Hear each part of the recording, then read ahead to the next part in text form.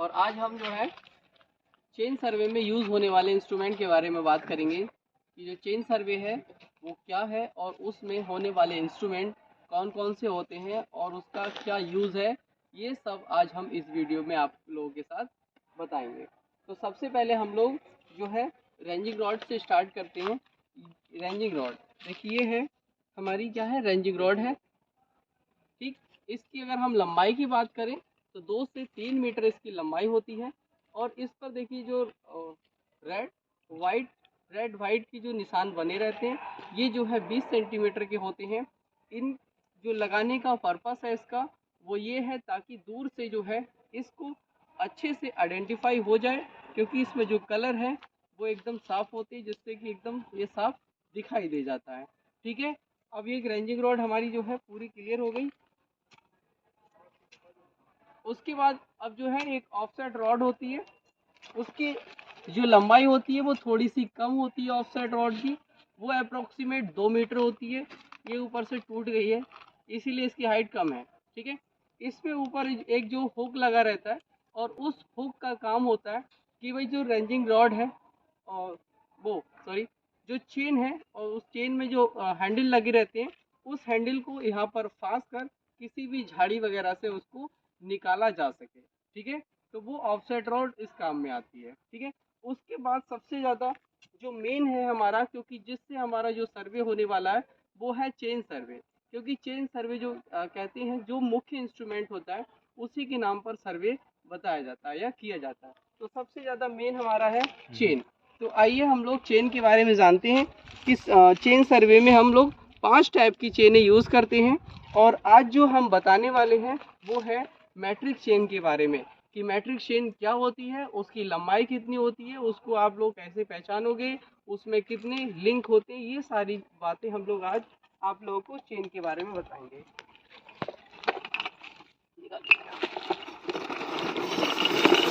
ये देखिए ये हमारी जो है वो चेन है, मैट्रिक चेन है।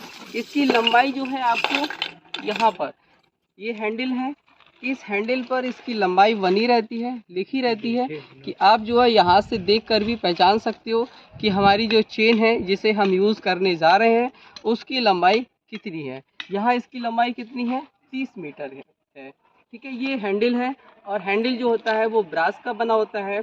ये जो है फिर आपका गैल्वेनाइज्ड आयरन की बनी होती है, यानी कि GI की बनी होती है। अगर इसके हम डाया की बात करें तो 4 mm डाया इसका होता है।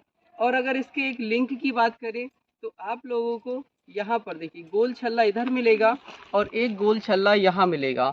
ये देखिए इसकी जो लंबाई हम नापते हैं कि जैसे एक लिंक है तो एक लिंक जो होगा वो यहाँ से यहाँ तक का होगा, जहाँ मेरा एक उंगली ये लगी है और दूसरी उंगली ये, सेंटर से इस सेंटर तक की जो डिस्टेंस होगी वो 20 सेंटीमीटर होगी, यानी कि 20 सेंटीमीटर की एक लिंक होती है। अगर हम इसको गिनेंगे तो 30 मीटर की चेन में 150 लिंक होते हैं। कितने लिंक होते हैं, 150 लिंक होते हैं। 30 मीटर की अगर कोई चेन है तो उसमें 150 लिंक होंगे। अगर कोई 20 मीटर की चेन है तो उसमें 100 लिंक होंगे। अगर कोई 10 मीटर की है तो 50 लिंक होंगे, ठीक है। अब आप लोगों को एक चीज़ और आइडेंटिफाई करनी है, क्योंकि चेन के बारे में बहुत अधिक पूछा जाता है और इसे पूरी तरीके से जान लेना बेहद ही ज़रूरी है। तो आपको प्रत्येक मीटर पर आपको एक गोल छल्ला मिलेगा, ये क्योंकि बहुत अधिक पूछा जाता है। अगर जब हमारी चेन यहाँ से 1 मीटर आ जाती है तो उस पर आपको एक गोल छल्ला मिलेगा। जैसे जैसे हम आगे बढ़ते रहेंगे प्रत्येक मीटर पे आपको गोल छल्ला मिलेगा। और 5 मीटर पे, जैसे ही 5 मीटर की जो हमारी चेन है वो कंप्लीट हो जाती है, फिर इसका जो टैग है वो बदल जाता है, यानी कि 5 मीटर की पहचान जो है वो उस टैग से होती है जो हम आपको दिखाने वाले हैं। आइए देखिए, अब हम जो हैंडल है उस हैंडल से अब यहाँ पर आ चुके हैं, यानी कि ये टैग अगर आपको दिखेगा वन साइड से हैंडल से तो यहाँ तक हम 5 मीटर आ गए हैं। आपको लिंक गिनने की ज़रूरत नहीं है, आप बस ये टैग देखिएगा और इस टैग से आप पहचान जाएंगे कि ये कितने मीटर की चेन है। यहाँ तक कितने मीटर की आ गई, 5 मीटर की चेन आ चुकी है। फिर हम लोग जैसे आगे बढ़ेंगे, प्रत्येक मीटर पे आप लोगों को पता है कि छल्ला गोल मिलेगा। अब इसको पूरा हम फोल्ड करते हैं, वन साइड से दूसरी साइड हम लोग जा रहे हैं। इस वीडियो में आपको पूरी चेन सर्वे में जो इंस्ट्रूमेंट आप यूज़ करोगे फुल इंफॉर्मेशन मिलेगी। देखिए जैसे हम लोग आगे बढ़ते हैं इस चेन को, तो आप लोगों को एक ऐसा टैग दिखाई देगा।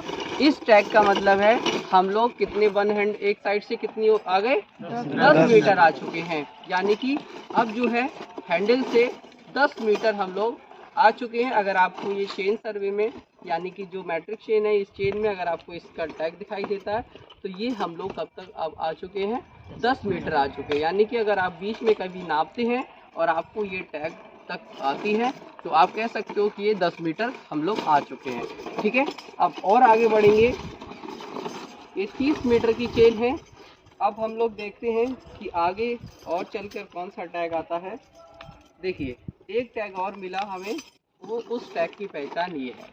यहाँ का इसका मतलब है ये 3 है, 1 2 3 यानी कि 5 10 और 15 मीटर। आपको 5 मीटर पे ये मिला, दूसरे पे दो नोक वाला और तीसरे पे ये 3 नोक वाला। यानी कि अब हम लोग 15 मीटर पे आ चुके हैं और 15 मीटर क्या हो गया, इसका मिड पॉइंट हो गया। यानी कि 30 मीटर की चेन होगी और उसका जो सेंटर होगा वो 15 मीटर पे होगा।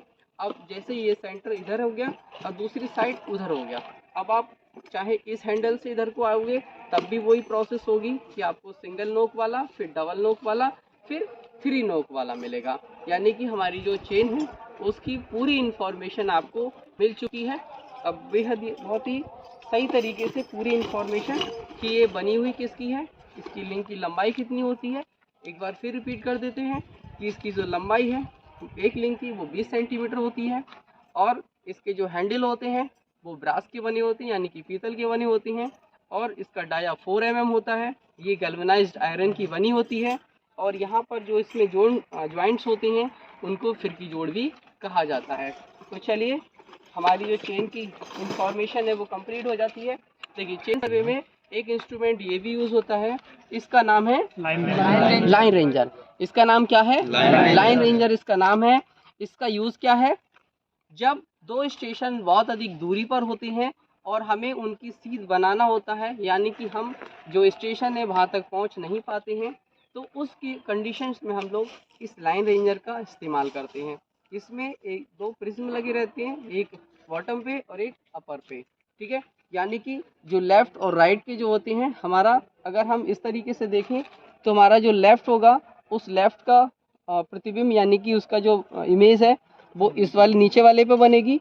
और अगर हम राइट की बात करें, राइट से कोई भी हमारा स्टेशन है तो उसका जो है इमेज किस में बनेगी, ऊपर बनेगी। यानी कि जब आपको लेफ्ट नीचे वाली इमेज और ऊपर में बनने वाली इमेज दोनों एक लाइन में आ जाती है, यानी कि एक के ऊपर एक दिखाई देती हैं, तब आपकी जो लाइन है यानी कि जो इसकी, अब आप फिर यहाँ पर जो आपके प्लम्बॉब होता है जिसे साहुल बोलते हैं, उस साहुल को लटकाकर जमीन से यहाँ पर सेंटर ले सकते हैं और वो सेंटर हमारा क्या कहलाता है, मिड पॉइंट कहलाता है। क्या कहलाएगा वो, मिड पॉइंट कहलाएगा। यानी कि दोनों बिंदुओं के, दोनों स्टेशन के बीच का सेंटर कहलाएगा। ठीक है, इस लाइन रेंजर का इस्तेमाल भी हम लोग कर चुके हैं और आगे जो वीडियो आएगी उसमें भी हम आपको और बता देंगे कि लाइन रेंजर का इस्तेमाल कैसे किया जाता है। ठीक है, उसके बाद हमारा एक है ये, इसे क्रॉस स्टाफ बोलते हैं बहुत इसमें।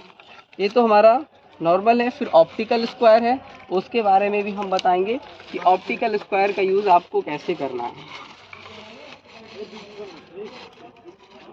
देखिए ये हमारा है क्रॉस स्टाफ। इसको ऐसे आता है, हम यहाँ से खोलते हैं। ठीक है, उस खोलने के बाद इसे यहाँ पर सेट करते हैं, यानी कि इसके नीचे सेट करेंगे ये। ठीक है, ये सेट हो चुका है और वो जैसे ऑफसेट रॉड थी उस ऑफसेट रॉड के ऊपर इसे लगा देंगे। और हम लोग क्या करते हैं, जो हमारी चेन लाइन यानी कि जो लाइन रेंजर से हमने सेंटर पॉइंट माना था, उस सेंटर कहीं पर भी उस चेन लाइन पर रख देते हैं। और उस चेन लाइन, ये दो है, ये एक आई बेन होता है, एक ऑब्जेक्टिव बेन होता है। तो इन दोनों को हम लोग चेन, जो हमारी चेन है उस चेन के सीध में रखेंगे। फिर यहाँ इधर से देखेंगे इधर वाले पे, यानी कि आपको 90 डिग्री पर कोई भी ऑफसेट लेना होगा तो आप किसका इस्तेमाल कर सकते हो, क्रॉस स्टाफ का। जब भी आप चेन लाइन है उस चेन लाइन के लेफ्ट या राइट में कोई भी चीज़ आती है, चाहे वो आपका रिवर हो, चाहे वो पोल हो, चाहे वो XYZ कुछ भी हो, उसको आप लोग जो है चेन लाइन से लेफ्ट या राइट में आइडेंटिफाई करेंगे कि जो चेन लाइन है उस चेन लाइन के लेफ्ट में पोल है या फिर आपकी बिल्डिंग्स है, कुछ भी होगी, तो उस चेन लाइन से आप इससे 90 डिग्री पर ऑफसेट डाल देंगे। ठीक है, ये हमेशा क्रॉस स्टाफ किसके काम आएगा? ऑफसेट को डालने के लिए। ठीक है, ये जो है लगभग हम लोगों ने अपनी जो चेन सर्वे में यूज होने वाले इंस्ट्रूमेंट हैं उनको कंप्लीट कर चुके हैं। अब और भी है एरोज। आइए देखिए, ये है हमारे एरो। इन एरोज हैं, इनका भी इस्तेमाल हम लोग अपनी चेन सर्वे में करते हैं मार्किंग के लिए, कि जब भी हमारी जो चेन है उस चेन का जब एंड पॉइंट होगा उस एंड पॉइंट में हम लोग क्या मार्किंग करेंगे? इस एरो से मार्किंग कर देते हैं। और आईएस की हाइट वगैरह के बारे में पता कर लेते हैं, क्योंकि आप लोगों को लिखने के लिए भी आता है।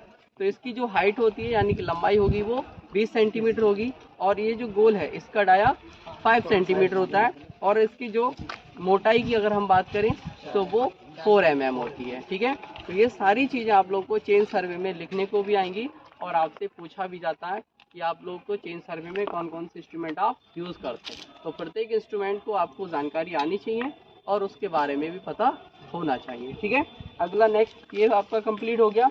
नेक्स्ट आता है हमारा ये लकड़ी की बनी होती है। ठीक है, इसके ऊपर का 3 सेंटीमीटर या 5 सेंटीमीटर का स्टेट में लेते हैं। इसको ठोकने के लिए हम लोग एक मैलेट यानी कि जिसमें होता है कैसा है, लकड़ी का हथौड़ा होता है, एक हैमर होता है जो कि लोहे का होता है, एक मैलेट जो कि लकड़ी का बना होता है, उससे हम इसको ठोकते हैं। और जब हमारी जो रनिंग है वो कहीं पे स्टेबल नहीं हो पाती तो हम लोग स्पेस इस्तेमाल करके रनिंग रोड को आसानी से गाड़ सकते हैं। तो यहाँ तक आप लोगों को पूरी तरीके से जो चेन सर्वे इस्तेमाल होते हैं इंस्ट्रूमेंट वो हम लोग इसमें पता कर लिए कि चेन सर्वे में कौन से इंस्ट्रूमेंट यूज होते हैं। तो आई थिंक आप लोगों को सभी इंस्ट्रूमेंट के बारे में एक करके जानकारी मिल गई होगी, और ये जानकारी काफी अच्छी आप लोग के पर्पस से भी और आप लोग के कंपटीशन एग्जाम, क्योंकि आप लोग सारे इंस्ट्रूमेंट सिर्फ देखे होंगे, कभी इसकी तारीफ नहीं होगी, और इनको कैसे यूज करना है ये भी हम लोग जो है नेक्स्ट वीडियो में आप लोग बताएंगे। ठीक है, फिर मिलेंगे अगली वीडियो में। नमस्कार।